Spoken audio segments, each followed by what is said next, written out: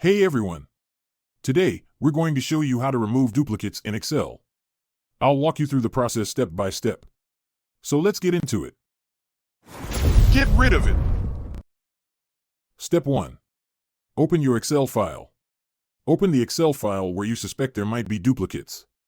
If you're new to Excel, just double-click the file and it should open right up. If you don't have an Excel file yet, you can easily create one by clicking on New Workbook when you open Excel. Step 2. Select your data range. Now that you have your Excel file open, you'll need to select the range of data that you want to check for duplicates. This means clicking and dragging your mouse over the cells that contain the data. If your dataset is large, you can quickly select an entire column by clicking the letter at the top of the column. Excel makes it easy by highlighting the cells you've selected. Step 3. Navigate to the Data tab. With your data selected, it's time to head to the Data tab. You'll find this near the top of your screen in Excel. Once you're in the Data tab, look for a button labeled Remove Duplicates. This button is your best friend today. Step 4. Use the Remove Duplicates feature.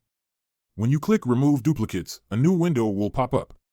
Excel will automatically select all the columns in your selected range. But if you only want to check certain columns for duplicates, you can uncheck the boxes next to the columns you don't want to include. If you're unsure, leave all the columns checked to be thorough. Once you've made your selections, click OK. Excel will then scan your data and remove any duplicate rows it finds. This feature is incredibly reliable and is one of the most effective ways to clean up your data quickly. Step 5. Review the results. After clicking OK, Excel will tell you how many duplicate values were removed and how many unique values remain. This is a great way to get a quick overview of how clean your data is now. If Excel doesn't find any duplicates, it will let you know that as well. Don't worry, it just means your data was already in great shape. Step 6. Save your work. Finally, don't forget to save your work. You can do this by clicking on File and then Save, or simply pressing Ctrl+S on your keyboard.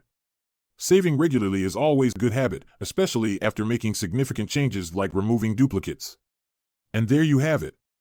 A clean, organized dataset in just a few simple steps. I hope you found this tutorial helpful. If you did, don't forget to subscribe to the channel for more tips like this.